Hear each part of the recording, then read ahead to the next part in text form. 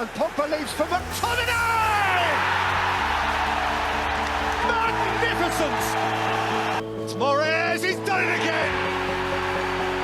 He has fizzed that into the bottom corner. Vardy for Chowdhury. And set for Madison! He is one bright young thing! Alisson saw Salah running from his own half, so onside here, Mo Salah. Salah to settle it! In front of the Kop! There's no feeling like that feeling! And now you've got to believe them. You have got to believe them. Hey guys, welcome back to the third episode of the 3PL podcast. Thanks to everyone who's tuned in so far. Really happy with how it's going. And what a weekend of football we've just had. Mad amount of goals, just absolutely crazy. And we're going to start off looking at the first game of the weekend, which had 7 goals. So we're going to crack straight into Everton versus West Brom. To me, Everton just looked like a different side this season. They've really impressed in the first 2 games. Ancelotti's changed the way they play completely. And you look at players like James Rodriguez and Dominic Calvert-Lewin, and they're not even recognisable from last season. This was just a super impressive performance. Yeah, what a performance from Everton. I mean, like, just as you said, Matt, completely different from last year. The signings they've made seem to have transformed them. They looked like a team that could put that number of goals past a lot of the different teams in the Premier League this year. As for West Brom, yeah, not good signs. I gave them a bit of credit after the first week and said that maybe they've still got a bit to show, but after 2 performances, they're looking pretty bad. 8 goals conceded now, I think, over 2 games. That's a really, really poor start for them, isn't it? It's just mad how much Jay Rodriguez, we've heard so many times in the past, like foreign players, especially South American players, can really struggle to get into the Premiership. But he's made it look easy and he's smashing it. And to be perfectly honest, watch this game and it was a joy to watch him play. He's an incredible player and I'm glad that he's here. I'm assuming you meant James Rodriguez, not Jay Rodriguez at Burnley, because different player.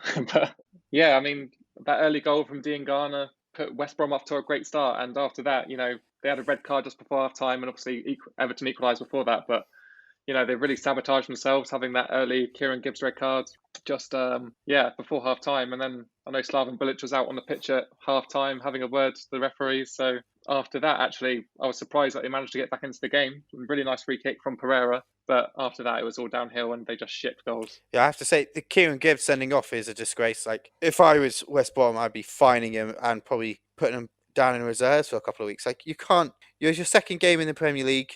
You can't be hitting out. Yes, he was probably frustrated, but you can't do that. It's just stupid. And with VAR and the ref being on it, you're not going to get away with it. It's such a ridiculous decision. Especially ridiculous when it comes from a player like Kieran Gibbs with plenty of Premier League experience. I mean, what was going through his head right then, I just don't know. Yeah, he's definitely cost them the game, in my opinion. Like, Everton looked good and they certainly capitalised on it.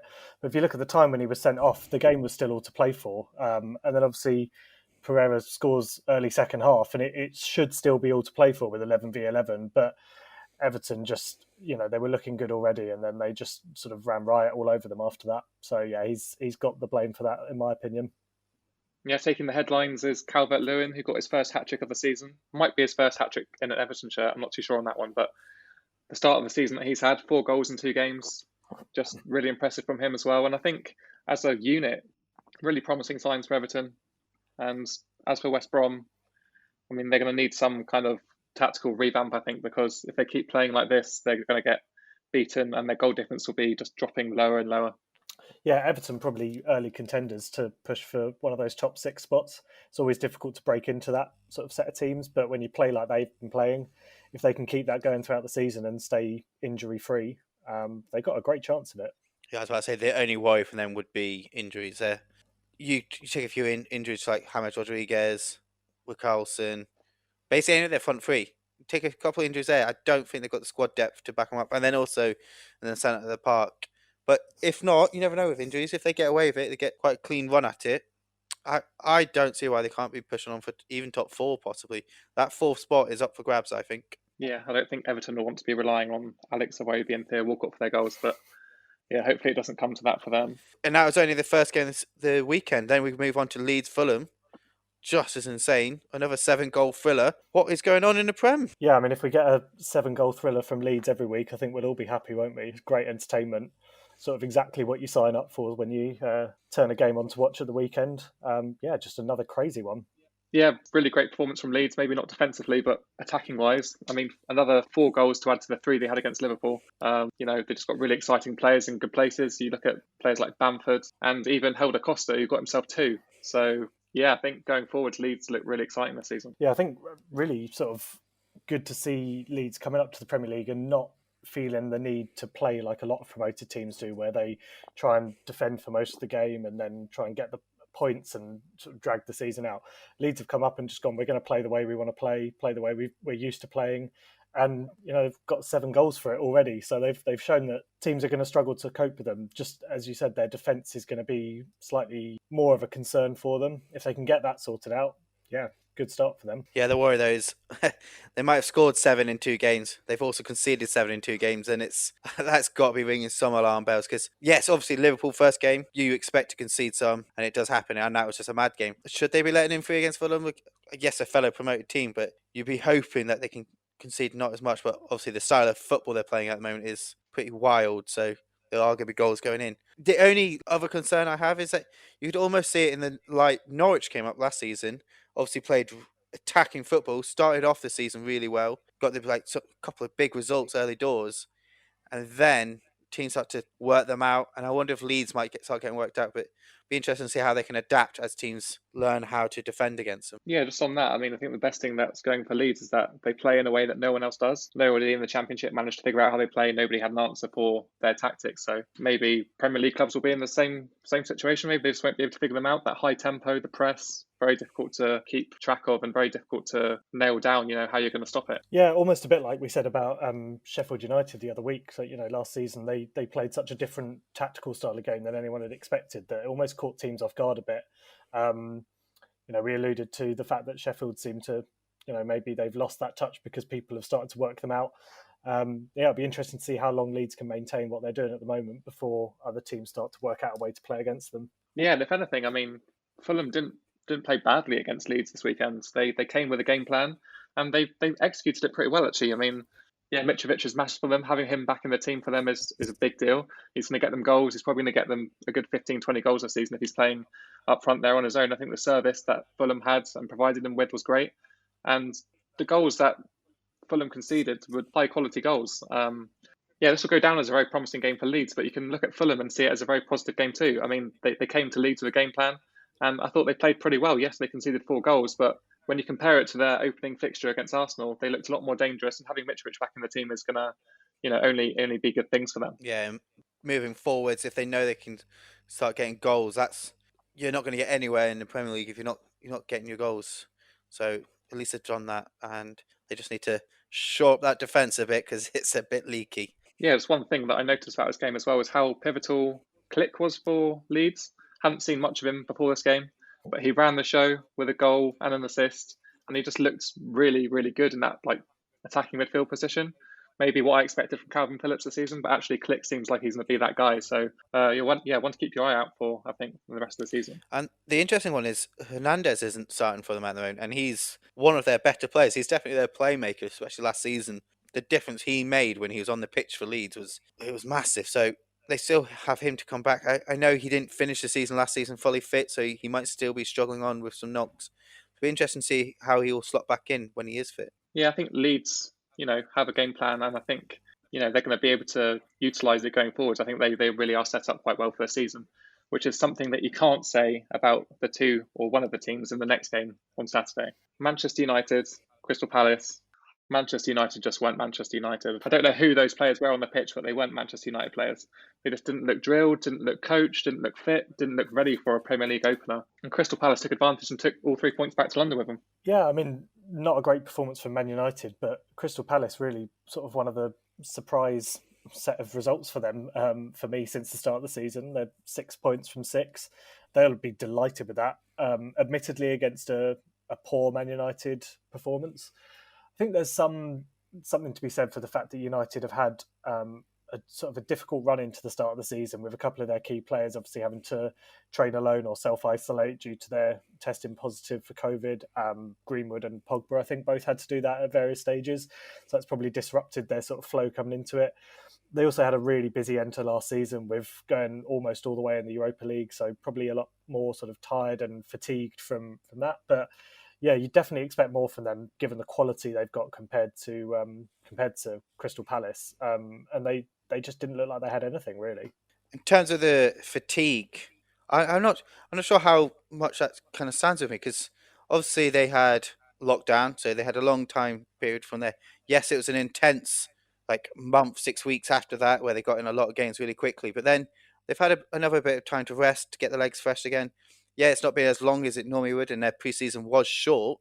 But I would consider, especially the squad depth they have and the team they have, that they should do better in my eyes. Like when you're sitting on a squad with one of the most expensive centre mids of all time, they've got a few other very expensive players in that team. Their standards should be higher, and I still don't really see. With all the top managers you have in the Premier League, you have like with Klopp, with Pep, you know the style of football which is going to come out. They have a formation they're going to use. They're going to have a system they're going to use. I still don't see that with Ollie. Even when they were doing really well last season, when they're winning games, I didn't see it coming through as a style of football. I think it was just individual players playing really well. So you had Greenwood playing well, you had Martial playing well, you had Rashford playing well, and then you had Fernandes playing really well at the end of last season. And to me, that wasn't a style of football. It was just individual players really turning up. I still don't know if in my eyes, he's not that top quality manager which they need. I think with Pochettino still without a job, he's definitely got to be one of the men to get there. Yeah, I think maybe it's a bit quick to be writing off Ole Gunnar Solskjaer. I think bad start to the season, admittedly. I think he does take some of the blame, though. They didn't have a full preseason, like Peter said, but the players that they have on that pitch are good enough to win a Premier League game regardless of the opposition. I just don't think they looked ready, didn't look fit enough. You've got players, like you said, you've got Pogba in there. It shouldn't matter how much of a preseason he has. He's a quality player, world-class player, World Cup winner. It doesn't matter if it's the first game of the season, you've not had a preseason. You expect to hit a certain level, especially when you put on the Man United shirt. So, yeah, very disappointing start to the season for Manchester United. Yeah, definitely. You're saying, Angus, about how Man United have sort of last season ended with players playing really well. Someone who's started the season really well for me, Wilfried Zaha, sort of really proved me wrong from what I said about him in our first episode.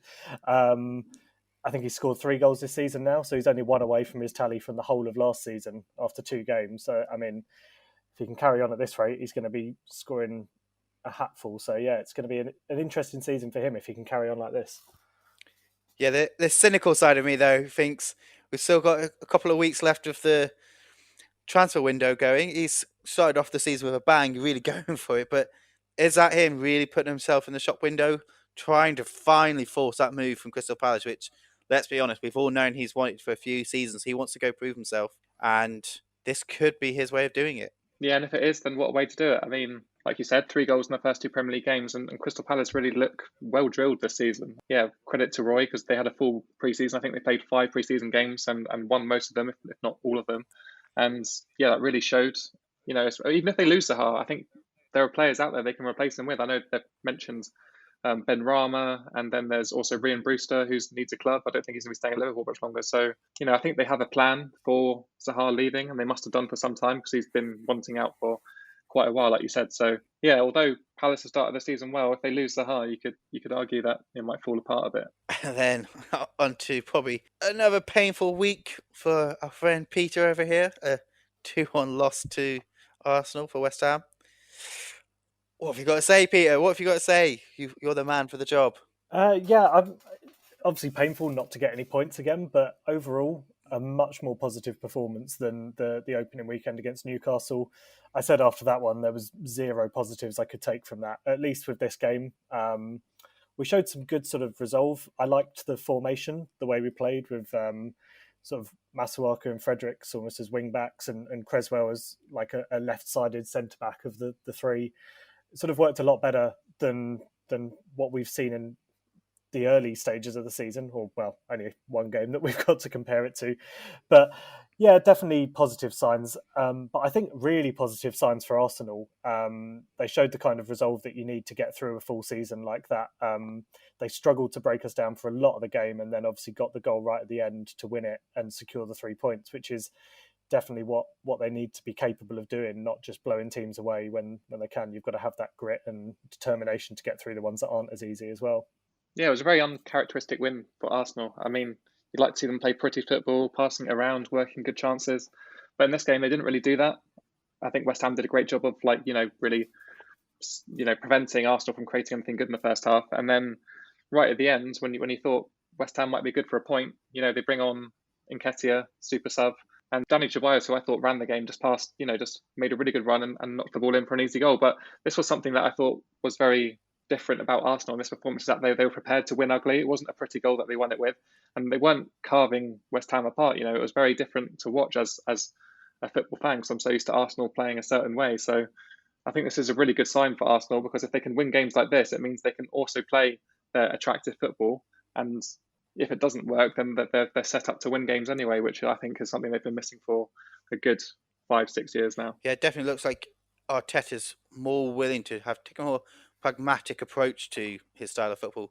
We saw that also in the Community Shield. Like, he's willing to not sit back, and also in the FA Cup final, they were willing to sit back and hit on the counter and play a different style of football, which for years and years, especially under Wenger and following, the managers had one way of playing football, and it cost them time and time again. They couldn't grind out results, and it's a good sign for Arsenal. They are now starting to develop a bit more of a strengthened core and can grind out the games. Yeah, agreed. Very different side to Arsenal we saw at the weekend. But a question for Peter, I guess, because he's more in the know than I am.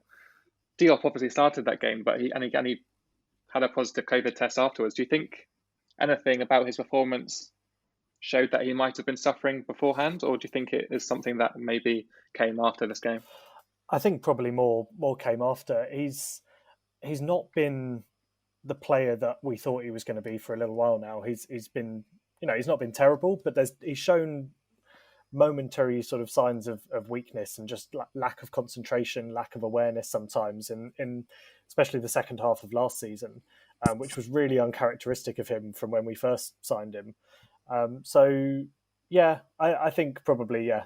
I don't think COVID had much to do with it. I don't think he can use that too much as an excuse on this occasion. But yeah, he's definitely got room for improvement in my eyes, especially next to Ogbonna, who really has been sort of one of our standout performers over, especially towards the end of last season when he was really solid for us. So when you've got one sort of defensive player putting in real 5-star performances, it shows up everyone else when they're not putting in those levels of performance. Yeah, definitely not a bad defensive performance from West Ham. I think definite improvement on week one, but definitely some work to do there still, and especially now without David Moyes on the sideline. So it'll be interesting to see how they get on in the next game. Unfortunately, we have to move on to Sunday's games, which means starting with Southampton. I mean, I really wish I didn't have to talk about this game, because it was abysmal, especially the second half. I'll talk about the first one, then I'll let the other two talk about the rest. So first half was great. I thought we played some really good football, knocked the ball around well, and it was nice to see, because we hadn't done that in the first game. Didn't do it in the cup either in the week.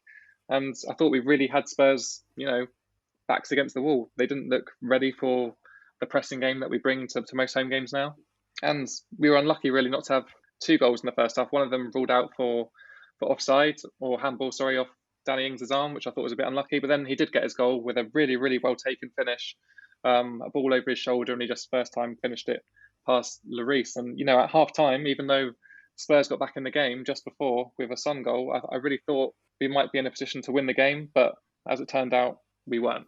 Yeah, I mean, that second half was just a shambles, really, for Southampton, wasn't it? I would say it was definitely more the sort of the Tottenham that I was expecting to see in the opening game of the season. So there's good signs for them there, but very hard to tell, I think, how much of that was down to Spurs playing really well and down to Southampton just tactically getting it completely wrong in the second half. And I think, Angus, you've probably got sort of some quite strong feelings on how that panned out in the second half. So I'll let you take it away from there. I can't wait for this. I have been raging ever since. It was very obvious, even from the first goal. So conceded at the end of the first half to a ball long, getting over the top, exposing our slow defence. And we're playing a ridiculous high line. And you'd think, coming at half time, you just conceded a goal that way. You go, all right, defence, let's drop 15 yards. Easy decision to make. You see, a bloody Sunday League team will do that. They'll drop 15 yards knowing that, we've got really quick attackers against us. Son, probably one of, if not the quickest strikers in the league. With Kane, Kane turned into the playmaking god, slotting balls through left, right, and centre. It's just, you'd have thought, second goal that goes in. All right, alarm bells should be ringing at that point. Let's drop the defence. That is doubled with McCarthy not willing to come off his line. The first one, I think he could have got out there and intercepted it. It looked like he was coming to it. It looked like he was ahead of Son. He would have got there. At least get to it, put pressure on. I saw in a game later in the weekend, goalkeeper comes out, puts pressures on the striker. Striker just has to turn his back and wait for the other players to come. They don't always have a shot, or it has to slow them down. Danny Ings and Adams, I thought they had a really good game up front. Yes, they didn't get the goals, but I thought they were causing trouble. But our midfield were passengers, I thought, for a lot of the game, especially defensively. They weren't at it, which we didn't have that same intensity we had last season. Yeah, I don't want to dwell too much on that Southampton performance. Obviously, it wasn't great on a number of different levels, but credit to Tottenham, who really exploited a weakness that they saw even in the first half. So it was like watching, like David Beckham and Real Madrid at some point. Like Harry Kane was playing the same passes that David Beckham was playing to Ronaldo like 10 years ago. It was weird to watch, and it's a credit to Mourinho really, because he saw something that he could exploit. And it was very obvious, I think, even to the passive viewer, that we looked very weak at the back, and when you got players like Kane and Son, always going to pay the price for playing that way. Spurs, I would say, apart from Kane and Son, I don't know how good the rest of the team was. We had them on the ropes at times, so them two turned the game, and they were absolutely fantastic. But going forward, are they going to be that good against better teams? I don't think they will be myself. Well, there is an addition there. He's probably going to change things up, but we'll talk about him later on. The only other thing that I sort of want to comment on, I don't want to sort of talk about it too much because I'm sure it's painful for both of you, but with Ings and Adams, I agree with what you said, Angus. They played well up front together. My only concern for that is with the way that the game was played from a defensive point of view for Southampton, puts an awful lot of pressure on Ings and Adams to make something happen with the ball when it's up there, because they know that if they lose the ball, the other team could be in within 5-10 seconds. And that just kind of, that pressure is not what you want when you're trying to make sort of quick decisions in that moment. So you've got to hope that they get the defence sorted out soon. Otherwise, that could then have a negative impact to the other end of the pitch as well. But yeah, moving on, which I'm sure you'd like to do to the next game. So Newcastle v Brighton, a bit of a shock in this one, to be honest. I don't think many people would have called this result. Brighton winning 3-0 with 2 goals inside the opening 7 minutes. Almost sort of a repeat of what happened in the Wolves-Sheffield United game last weekend. Crazy result. Yeah, the game was basically over before it started from a Newcastle point of view. I mean, those 2 goals that they conceded early on were almost like sabotage themselves. I mean, that penalty that Saint-Maximin gave away was criminal. You just can't put a foot in there, especially against a player like Lamptey, who's got the pace. I mean, over even Saint-Maximin, I think it was just a stupid decision. I think he's kind of prone to those kind of mistakes, which is why the fans have a love-hate relationship with him.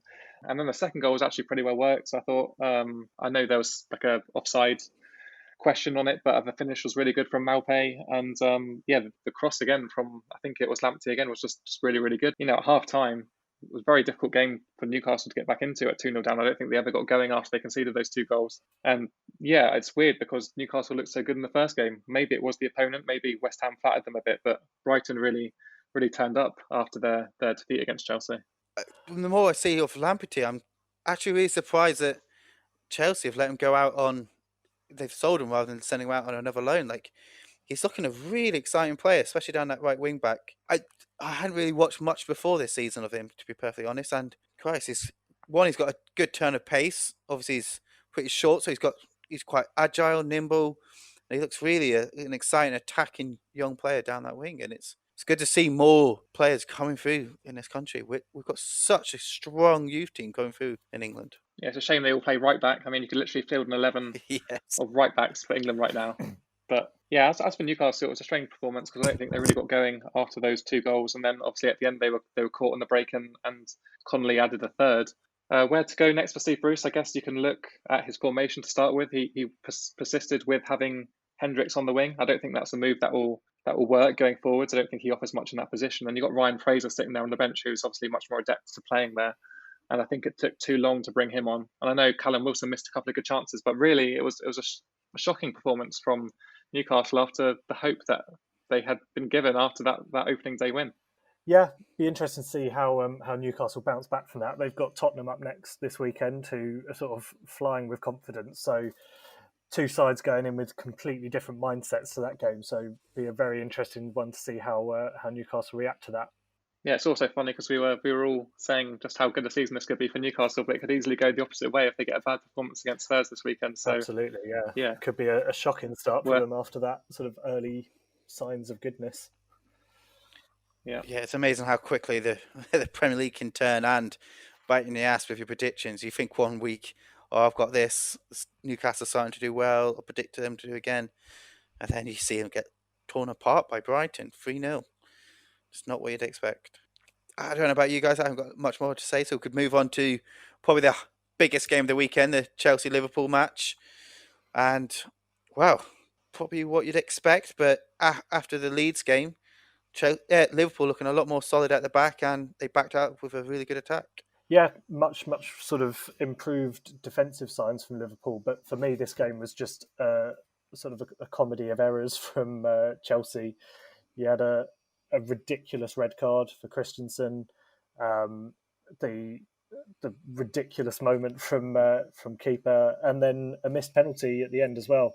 So just three sort of big moments that really could, those are moments that change a game if you only have one of them in a game. You make three mistakes like that and you got no chance, especially against Liverpool. Yeah, it seemed like Chelsea went all out to hand this game to Liverpool at the end of the first half. I'd be interested to get your take on this though. The first half red card was obviously a red without a doubt. I mean, the way Christensen took Mane down, last man, you can't do that, red card. I don't know why it went to the VAR. It should have been a clear red. But how much of a fault do you put on Christensen and how much do you put on Kepa? Because Kepa, had he been in a better position when this attack started, maybe he could have seen this Henderson ball a bit earlier. Maybe he could have come out and prevented that red card from happening. Do you reckon that's something that a different goalkeeper would have done? Yeah, I think he almost got himself into no man's land. He either needed to come out and he needed to, if he's going to come out, he has to win the ball, or he needed. He could have easily, what he could have done is come to the edge of the box, so he could have just been there to put pressure on Mane. Mane's either going to have to take a great touch and go straight round the keeper, or try and at full sprint hit it first time. Instead, he puts himself in a position where he can't really do anything to Mane. He leaves Christensen in a position where he goes. It was naive. He should have, at worst, let Mane take the touch and see if he can do it. Instead, he took him out, which is massive naivety by the Chelsea defender. But I do think Kepa was in no man's land and his positioning was poor. And he's not the first goalkeeper this weekend. I think there was a lot of very poor positional play by the goalkeepers. Yeah, I think it shows a real sort of lack of confidence and commitment from Kepa in that situation. I think you probably both remember towards the end of last season, there was a incident in one of the Manchester City games when Ederson came flying out, took out his own player and actually put his own player in hospital, which obviously is not something anybody wants to see. But, he committed to getting that ball. He came flying out and he went, this is my ball, I'm going to get it. He got it. And, obviously there was a nasty injury that followed it. But that's what you need to do in that situation. You can't be in that no man's land. You've got to make a decision and stick with it. Otherwise, you're just going to cause problems either for yourself or for one of your own players. Yeah, and when your keeper's making mistakes like that, it doesn't give the defence much confidence either. So maybe Christensen felt like he had to do that. Otherwise, they were going to concede a goal regardless. And that lack of confidence was carried over into the second half, unfortunately, for Chelsea. I mean, Liverpool started the half really brightly, to be credited to them, when they got a really nicely worked goal through Mane, like a really good ball into the box and a great header past Kepa. I'm not sure there was much he could have done about that one, but the goal that came afterwards, it only came 4 minutes after they conceded the first one. It was just a calamity. Yeah, I don't think Kepa will be starting another Premier League game after that mistake. I think the fascinating thing was to see how Thiago affected the game when he came on. Yes, it was against 10 men, but he was dictating the play. 75 passes and most in 45 minutes for a player who's only played 45 minutes. I did check that because in the past, players have done 160 passes and it's throughout the whole game. So one of the halves, they must have done over 75. But it was really interesting to see how he brings a completely different style to that midfield three of Liverpool. In the past, it's always been talented midfielders but more hard workers who can really drill it and work hard and battle it out. And then they just left the front three to do their magic. Whereas he is someone who can come in and really control the games. And I think what that will bring for Liverpool going forwards is a more solid side who can probably see out games better. Like they can pass it around. And also the other final thing is Fabinho and Van Dijk as a centre back partnership. To me, look like that might be their strongest centre back partnership. Yeah, interesting to see that actually. With Thiago, definitely. I mean, he's come straight into the side, had an impact. You know, it was clear to see the impact he's going to have going forward. Interesting to see for Chelsea though. Havertz, it's the second game really that he's had and not really made any impact whatsoever. We've seen it many a time. Players come into the league and struggle to adapt. Chelsea fans will be really hoping it doesn't take him too long because there's so much promise surrounding him, so much positivity. If he's one of those that sort of takes half a season to get going, they're going to struggle without his sort of influence that they would have been relying on, really. I mean, they signed him for that influence, and Liverpool have three of those players, or if not more, that can give that influence. And Mane was one of them this week with 2 goals. You look at Salah, who gave them a hat trick last week. They have players in those attacking positions which are guaranteed to get you assists and goals. And I think Chelsea are relying on Havertz and Werner to be those people for them, and Ziyech, I guess, when he's fit. But right now, they haven't gelled, and the fact that Havertz was the first person to be pulled once they lost a player, I think says a lot about his early performances. And I think it is slightly worrying for Chelsea in the sense that these players haven't gelled straight away. Yes, it's a big ask for them to gel straight away, but going forwards, they're going to need them to hit form pretty quickly. Otherwise, they're going to struggle, especially with a keeper you have no faith in at the back. Yeah, and obviously Chelsea had a great chance to get back into the game with a penalty. Jorginho steps up, very reliable penalty taker usually, and it wasn't a bad penalty, but Alisson got there easily, and that really prevented Chelsea from getting back into the game. And after that, Liverpool just looked very confident. Knocked the ball around and saw out the game very easily. But yeah, just an all-round much better performance from Liverpool, I thought. And, if they keep playing like they did against Chelsea, they're not going to struggle against teams like Leeds like they did last weekend. So yeah, Liverpool looking really strong, I guess. Obviously champions last season, but top of the table right now, I think, is Leicester, who had another good performance against Burnley this weekend, scored 4 goals, still conceded 2, but overall looked pretty much in charge of that game from what I saw. Yeah, they got off to a bit of a rocky start, conceded a goal to Chris Wood. He is basically a goal machine for Burnley. He's the one they go to get the goals, and they did put them ahead with a nice back post finish. But after that, I think Burnley were a bit guilty of sitting back a bit, and I think usually they can do that because they have the defensive players to give them that stability at the back. But because they were missing Ben Mee and Tarkowski at the back, I think they just left them a bit exposed. And then, in the first half, they conceded an equalised to Harvey Barnes, nice taken goal. And then the second half, they just looked a little bit rocky in general, which is what I was worried about for Burnley this season. I don't think they're going to be as stable as they have been in previous seasons. And, Leicester are fairly comfortable, and they just pulled away and got the goals they needed to win the game.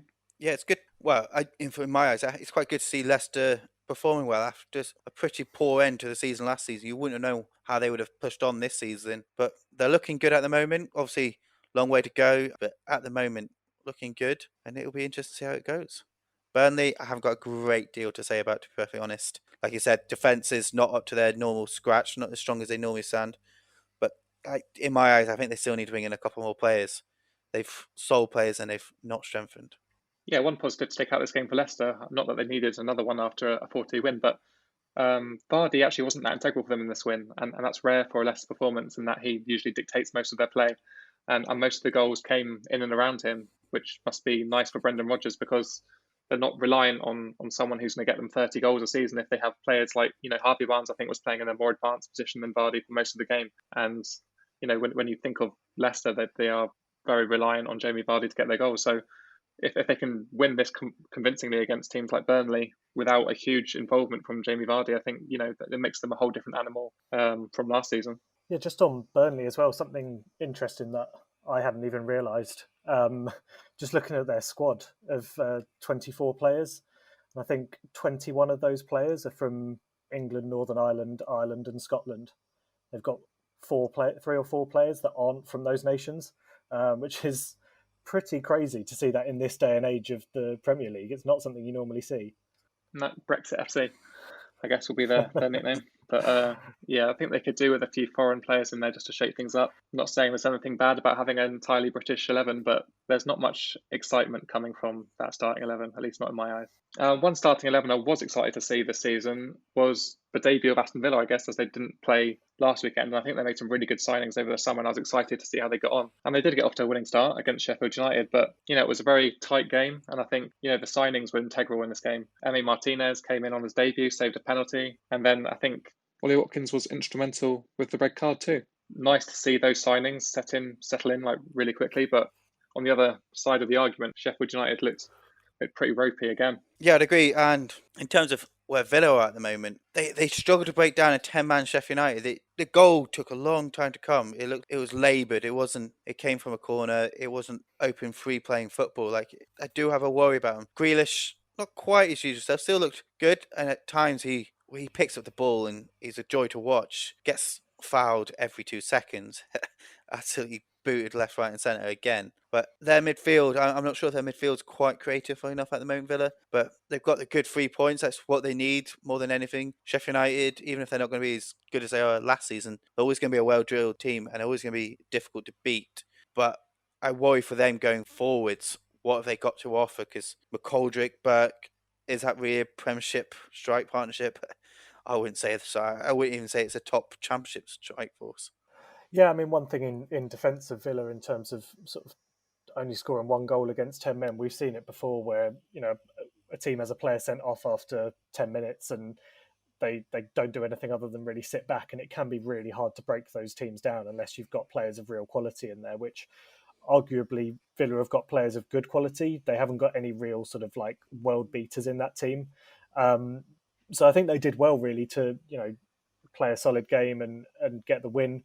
Obviously, slight scare for them with the penalty that they gave away, but Martinez comes in on his debut and makes a great save.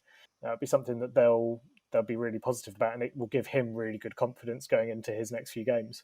Yeah, I think one other thing to notice about this game is that, Sheffield United had an opportunity to take the lead early on, got the penalty, but then John Lundstrom takes it, and I'm wondering at that point, why is he taking it? He's not a striker. They have 2 strikers on the pitch, or at least they had one in McGoldrick. And I think that said everything about Sheffield United's problem at the moment. I don't think they have anyone to step up and, look clinical. I don't think you should be relying on Lundstrom from the spot. He's not a goal scorer. I mean, he was a bit of a goal scorer last season, admittedly, but he's not a penalty taker. So if Sheffield United don't bring in a striker before the end of the window, I really can't see things improving that much. No, and from a game which I watched, and it was pretty difficult to watch at times, a bit tedious.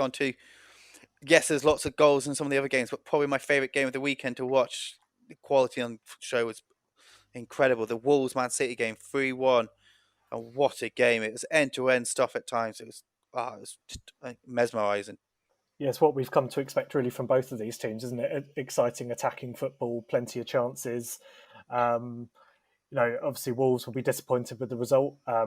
They've got a pretty decent track record against Man City recently, so they will have been hoping that they could continue that. But the goal they did score was just that. It was just a typical Wolves goal. Jimenez showing again why he is so good for them and why he is such an important player for them. But yeah, Man City, their quality just sort of shone through. Looks like De Bruyne's going to pick up this season where he left off last, getting heavily involved again. And yeah, really, really good to see just an exciting game to round off what was realistically an incredible record-breaking weekend of football. Yeah, as good as Wolves have looked the first couple of weekends, even the second half in this game, I think Man City really, started really brightly in this game, and that kind of set the tone for the rest of the match. And the penalty that Wolves gave away early on was, at least I thought it was quite comedic, the way that Sace kind of slid for about 5 meters through De Bruyne and thought he was, not guilty, but De Bruyne stepped up, took that penalty, and yeah, they looked pretty comfortable the rest of the first half. But then second half, I think one player that I picked out as having a really good game was Podence. Hadn't watched much of him up until this game, but he showed a great turn of pace up front. I think he was playing alongside Jimenez for most of the game, and he assisted the goal. But I thought he could have definitely perhaps done more in this game. He had some really good chances to level the score. I think he had a lob that went just over the bar. So yeah, another player that I would keep an eye out for the rest of the season. Yeah, I thought exactly the same with Podence. Something about the way he played that ball into Jimenez, the sort of casualness of the flick and just the perfection of the flight of the ball to give Jimenez the perfect angle to get the power into that header. really, really good. And if he can do that again and again, Wolves have got the players that will finish those chances. So yeah, it could be a really, really key player for them this season, I think. And as always, against Wolves, Traore steps up. He looked terrific down that right wing again, causing them so much carnage. Mendy must have nightmares about him. Although I would say the rest of Man City's defence looks really solid. Nathan Ake, what a good debut for him. Like, he was great on the ball. He looked controlled. He put in a few really good blocks, I thought. He stepped up well. Obviously, not the hardest of teams to step up into, but we've seen before, Man City have had struggles at the back, and I thought Nathan Ake, against, like we said, a very good attack, looked pretty solid. And when Laporte comes back, that could be a really interesting centre-back partnership. Yeah, obviously we've said earlier we've seen Liverpool make a really strong start to the season. Man City look like they're ready to give them a real challenge the whole way. So I think we're all hoping for a good title race this season rather than what we had last season, which, as exciting as it was for Liverpool fans, was just sort of a bit of a walk in the park for them towards the end. Let's hope we can get a bit like the season before last, when it really pushes maybe even to the last day of the season. Yeah, I do think there are a good 5 or 6 teams in it this year. I think Wolves are one of them as well. Really positive performances in their first 2 games. Despite their loss against City, they look like they're making really good moves in the transfer window and also on the pitch. So we're definitely on course to have a much more competitive season than the last one. It just suddenly sprung back to my mind when I spoke earlier about a goalkeeper who did some really good positional play when he had a striker bearing down on him. It was Patricio. Refreshing to see a goalkeeper, one, not either overcommit or stay on his line and not put any pressure on Jesus. He was in a positional play, he was brilliant, and he's a really good goalkeeper. And that's team Wolves are bit by bit of building. What an exciting side they are. Yeah, really, really promising signs from Wolves, not only on the pitch, like I said, but off the pitch. The business they've done this summer, really, really impressive as usual. Actually, you come to expect that now from Wolves. Yeah, you come to expect that they're going to be Portuguese. You come to expect they're going to be pretty well rated, or from a good club, and they've done it again this week, announcing the signing of Nelson Semedo from Barcelona in a deal worth, I think, 37 million. It's a real big transfer for Wolves, not just in terms of the player they've signed, but in terms of the stature of the player that they're bringing in. Really experienced player, made 32 appearances for Barcelona last season. He is fully fledged world class, I guess. If Barcelona judge him to be good enough for their first team, he's going to be a world class player. Yeah, we might not see it all the time because of the way Barcelona play, but I think it's a really exciting signing for Wolves, and he's in the slot right back there where Doherty left off. So people were saying over the summer that Wolves might not be strengthening in the right places, but certainly over the last couple of weeks they've done exactly that with another world-class addition. Yeah, spending that Liverpool money they got for Jota straight away, and they sold a player who by the end of last season was almost surplus for requirements. He wasn't first team, and then they bring in a first team from Barcelona. What is going on? Wolves are signing a first choice Barcelona right back. We're in a mad world these days, and the Wolves are going forwards and they're doing stuff. It'll be interesting to see. They keep building on this season after season. Can't see it being too long before they're even pushing for the top 4. Yeah, it's a really exciting time to be a Wolves fan, definitely. Like, they've just gone from strength to strength since they got promoted. And how many times have we seen teams come up, float around for a couple of years, not doing much, and then go back down? And Wolves have never even looked like they're going to do that. They've come up, they've taken the initiative, and they're just pushing on. And fair play to them. They deserve everything that they're getting, and their fans must be having an absolute ball at the moment. It is strange, I guess, as a Wolves fan, to see the transfer business they've done this summer. You see the outgoings like Doherty, Jota, players that were playing most games for them last season, and good players as well. Jota had 7 Premier League goals last year. Doherty was very reliable in defence, and they've just reinforced or reinvested that money in the team, and the players they brought in, they've either got masses of potential, like Fabio Silva, or just experienced players. So yeah, I think they've done some great business. Yeah, I guess we can move on to the transfer of Jota to Liverpool, which was one that took me a bit off guard, I must admit. I didn't really think that Liverpool would be in for a player like him. Didn't see the potential, I guess. But they spent a good amount of money on him now. And yeah, I'm interested to see what you guys think of him signing for Liverpool. Obviously, they got the Thiago deal done. And then the same day, he suddenly pops up on the BBC website, Jota, deal agreed with Wolves, going to Liverpool. I was like, nah, that can't be right. That's out of the blue. Not what I expected. There seemed to be no build-up. There was just literally, bang, off he goes to Liverpool. I'd be very interested to see how Liverpool fans are taking it, because yes, he's still relatively young, and he's definitely going to be a good backup for the front three they've got already. But when earlier in the transfer window they were talking about Timo Werner, who's obviously gone to Chelsea, and it's not even that dissimilar money. I wonder, is it the deal they wanted? Yeah, definitely not a signing that I think anyone would have predicted at the start of the transfer window.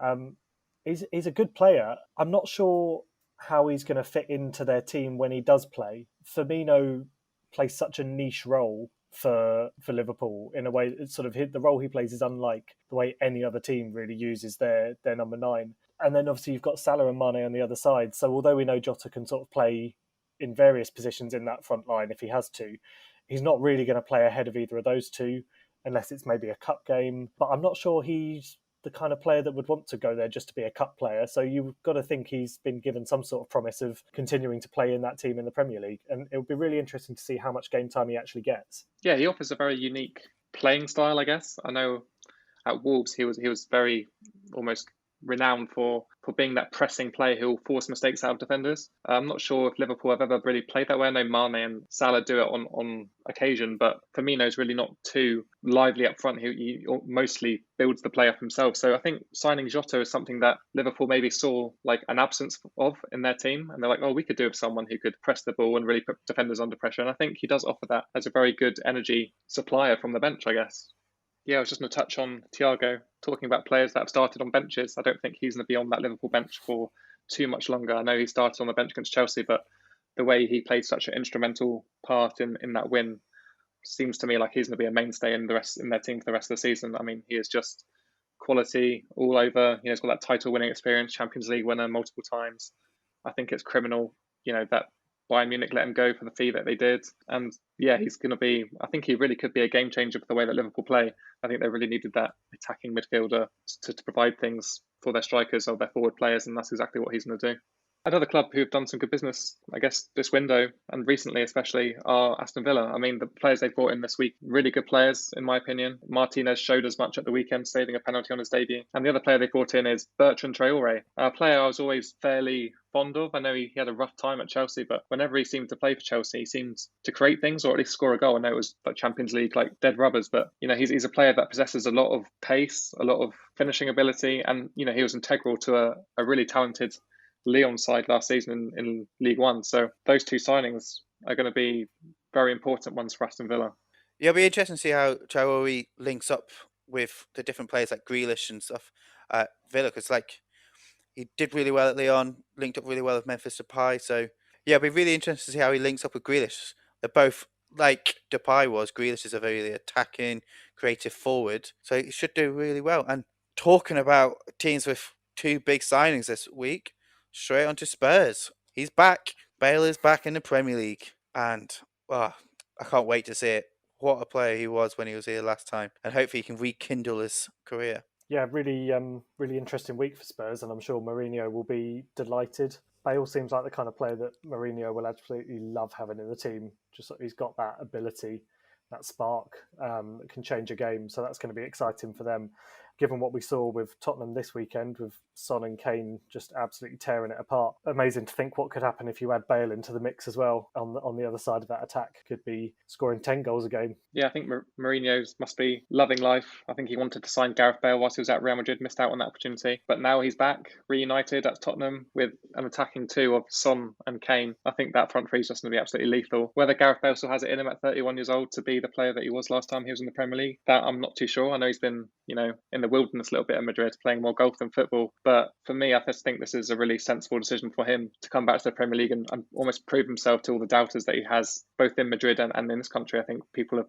probably seen him, every now and then turn out for Real Madrid, but just not produce much. And I think that's as much down to his motivation as it is to poor management at Madrid. So yeah, I think Mourinho will do wonders for him. Be interesting to see how Mourinho is going to rebalance the side, because obviously now you've got a front three of Son, Kane and Bale. You're not going to be resting anything, I wouldn't say. So you're going to be starting all three. Going to have to probably just jig the side around a little bit. So they might be a little bit weaker going backwards, because I can't see Bale tracking back all that much. And obviously we know Kane isn't overly keen on tracking back too much and so much doing the dirty stuff as much, because he might struggle in the bigger games when they have to press more and push harder. Mourinho might mix it up. He might play a deeper side and hit him on the counter like he used to do with the Chelsea sides of old. What an attack that could be. That on paper, maybe the strongest in the league. I don't know what you guys think, but I think it's definitely up there. You're right, it's definitely up there. Front three that no one wants to play against. Pace, power, aggression, finishing ability across that line. So yeah, it's going to be exciting to watch, to be honest. And in your opinion, does this make Tottenham a title contender, or do you think they need to add? I mean, admittedly, they have added Reguilon from Real Madrid this window as well to strengthen their defence. But do you think these two additions are going to make them, really push towards not maybe a title, but Champions League football? I think it's still going to be a push for Champions League this season. You think realistically Liverpool and Man City should be nailed on to get those Champions League spots, and then there's so many other teams around there that are going to push for those other spots.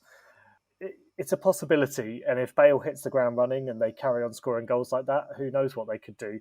But I would be surprised if they push their way into the top four. Title contenders, definitely not. Top four, possibly.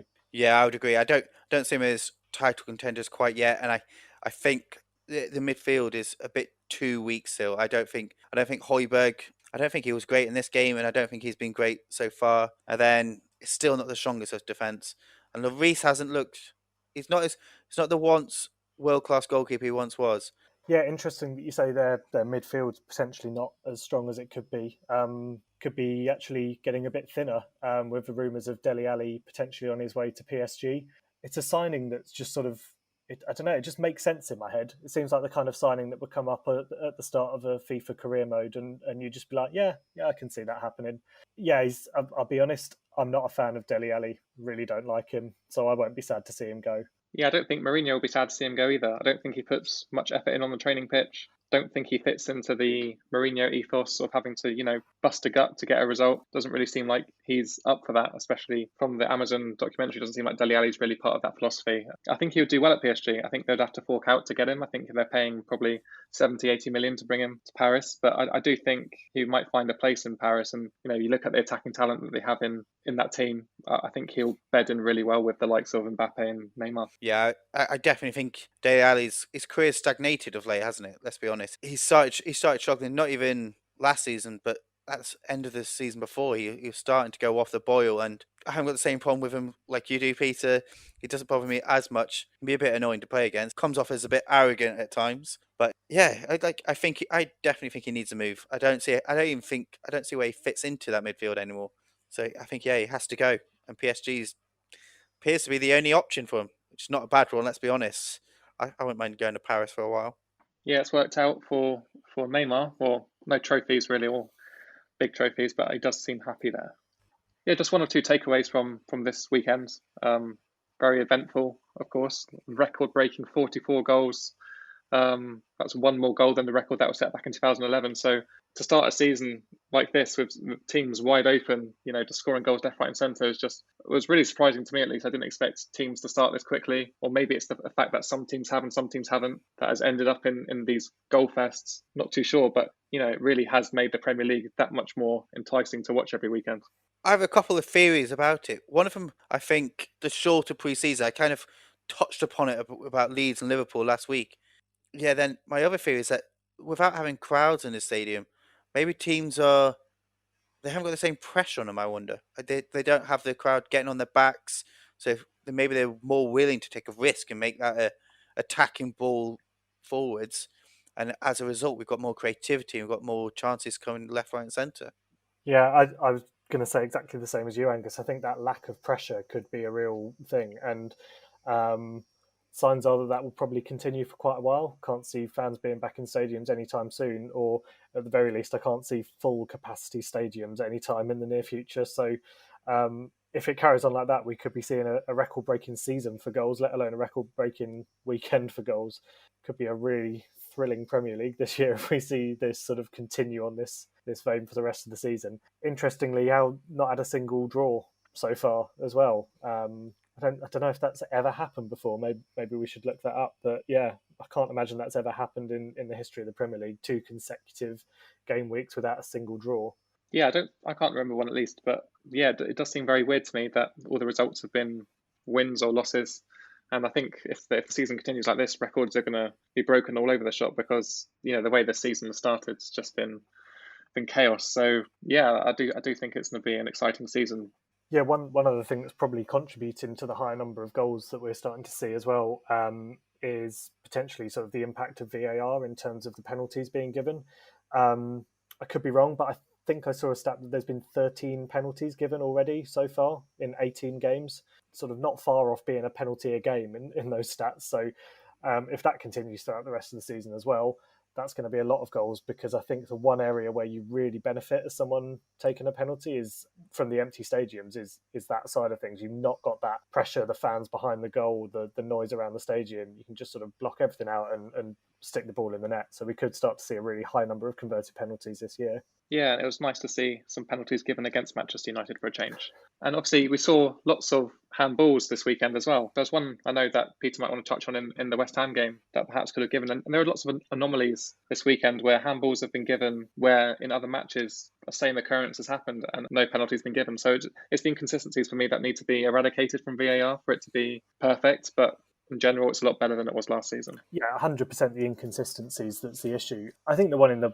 West Ham Arsenal game, I mean, in hindsight, looking back on it, it's not something I would like to see a penalty given for. There's no intentional handball there. The ball hit the Arsenal defender's arm. The reason I found it frustrating was exactly that inconsistency. I didn't think it was any worse or better than the one that was given in the Man United game. And with those decisions, I think the trouble that we've got at the moment, when VAR made the decision, they're looking at an ultra slowed down version of the incident.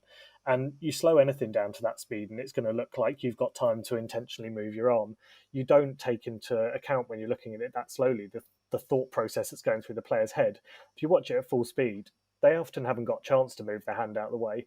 And this whole idea of outside of the silhouette of the body, well, players don't run with their arms at their side. They don't move with their arms at their side because it's just a part of balance to move your arms. So, it doesn't seem like a logical way to be giving them. On the whole, VAR has been better this season. It's been great to see the refs using the screens, because my God, that was annoying last season. But I think there's still creases which need to be ironed out, and from a few of the mistakes and variables to be taken out of the game.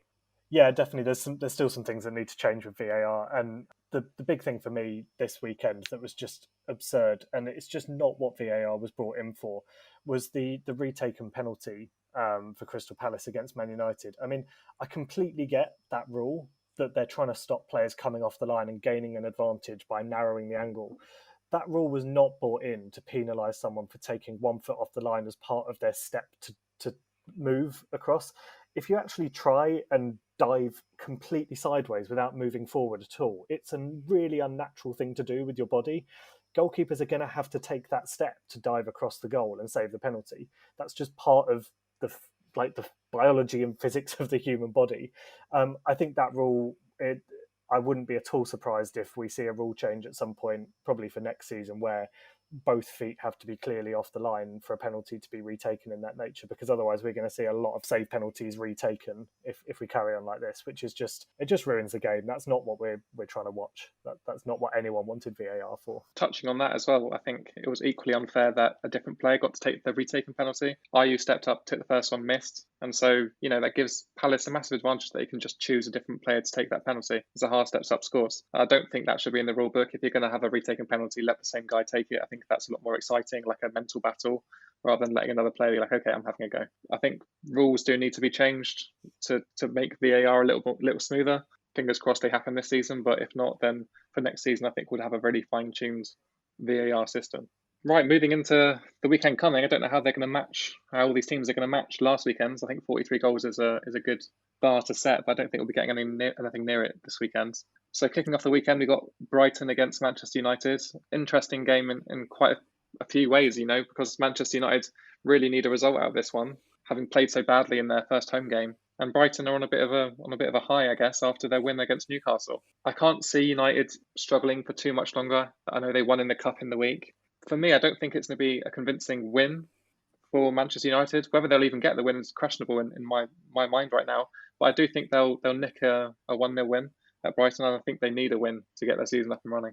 Interesting. I'm slightly more confident for Man United in this one. I think Brighton's result at the weekend was good, but I do view it as a fluke result for them. Not a fluke, that's probably unfair, but a freak result in terms of how we're going to see them over the course of the season.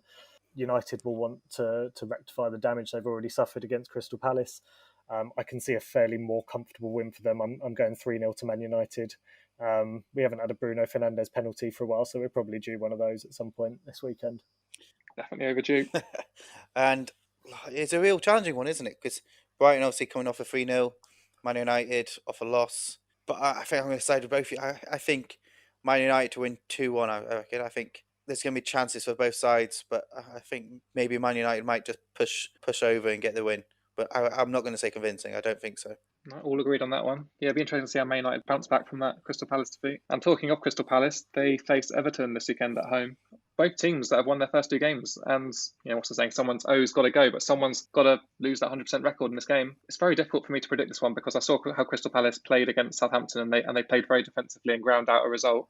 Whereas Everton have just looked massively creative in both their first 2 fixtures. For me, I just don't think Crystal Palace will have enough to worry Everton. Everton have just looked too well drilled attacking wise, and I think they're going to put a couple of goals past Crystal Palace.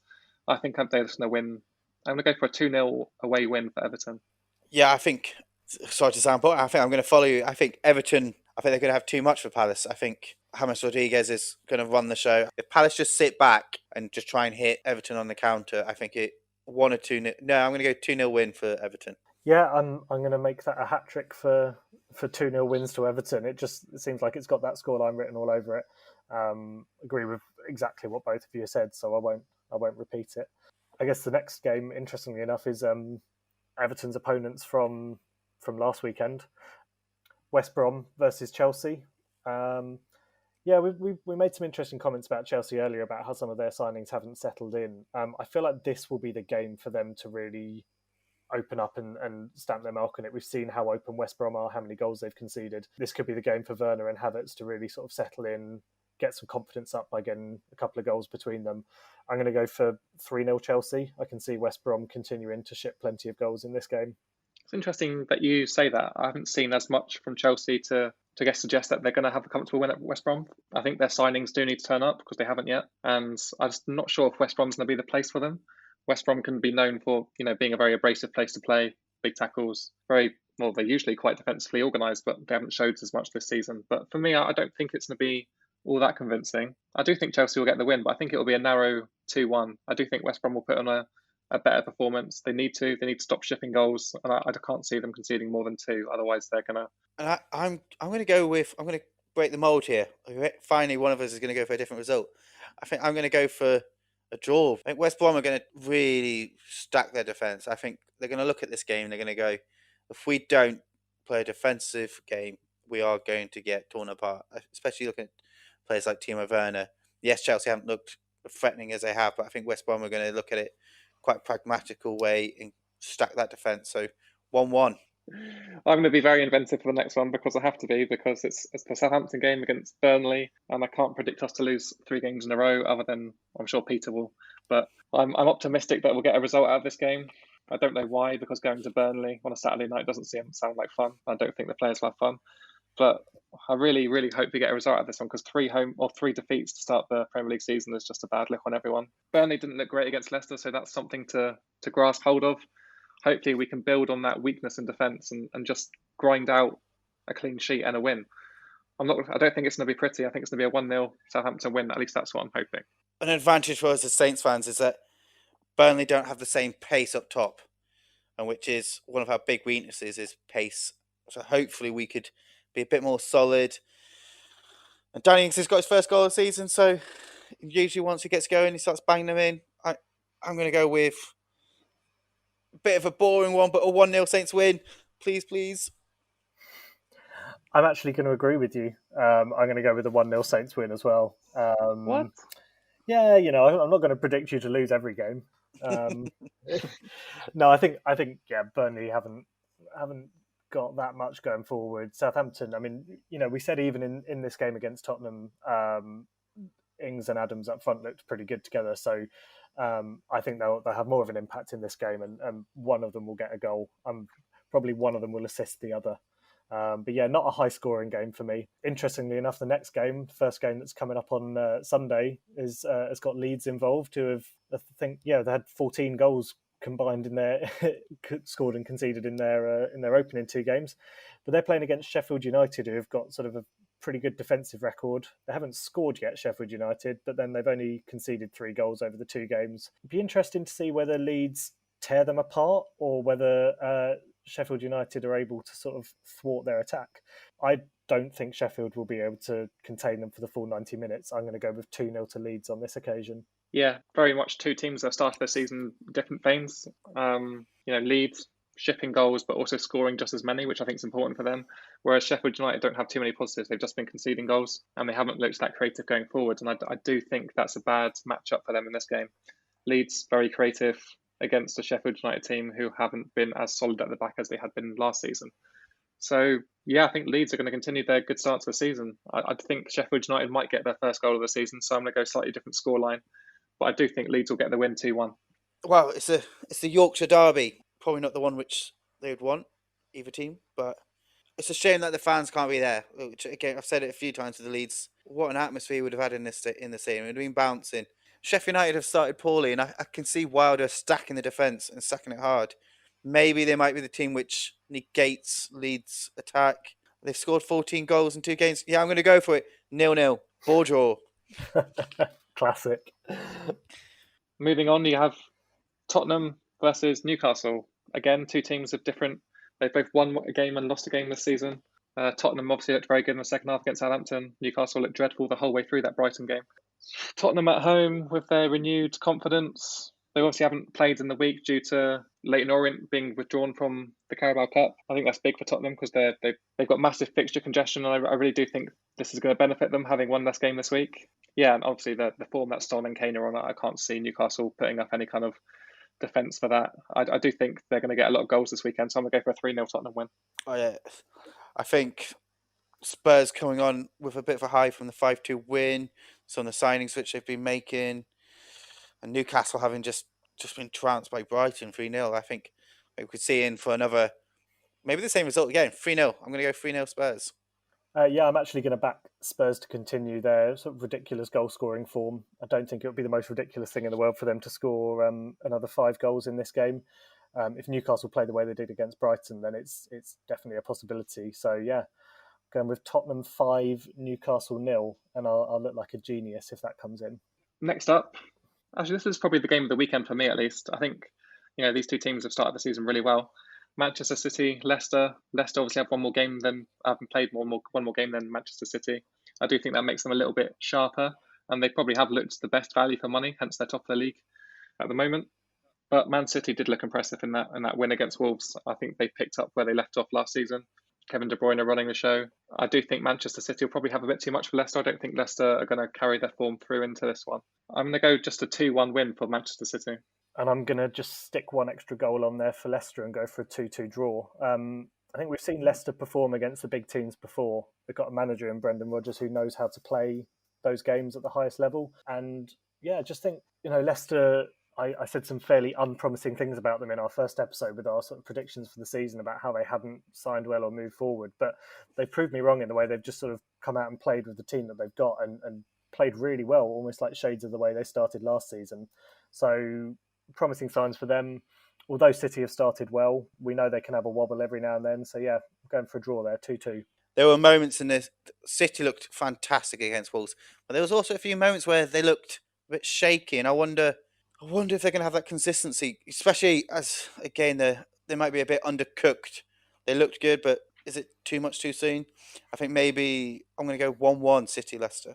Yeah, and then moving on to the last game on Sunday is Peter's West Ham against Wolves. The impressive-looking Wolves so far. I'm going to let Peter make his prediction first for this one. Yeah, 0 chance of a West Ham win here. Almost 0 chance of a West Ham goal here. Since Wolves have been promoted, in the 4 games between the 2 sides, Wolves have won, I think, 2-0 twice, 1-0 once, and 3-0 once. We haven't scored a single goal against them since they got promoted, and I don't see that changing anytime soon. The only thing that could change that is if the players that played for West Ham midweek and played really well against Hull in the cup game, if they maybe get a chance in the team and carry on their goal scoring form from that, there's a chance we might do a bit better. But it's a very different prospect playing against Hull than it is playing against Wolves. They might wear similar colours, but they're very, very different teams. Let's go with a 3-0 Wolves win on this occasion. I'm going to be more optimistic for you, Peter. Oh, thanks. I don't see that trend continuing. I think you were going to lose, don't get me wrong, but I think you might get a goal. Wolves have looked good, looked very dangerous going forward. Podence and Jimenez look lethal together. You know what? I'm going to take it easy on you. I think it's just going to be a 2-1 defeat for West Ham. That'll be lovely, thank you. And I'm sorry, I can maybe see that run going again if you're not scoring against them. I'm going to go 2-0 Wolves. They looked really good at times against Man City, and they can look good against Man City. I dread to think how good they're going to look against you.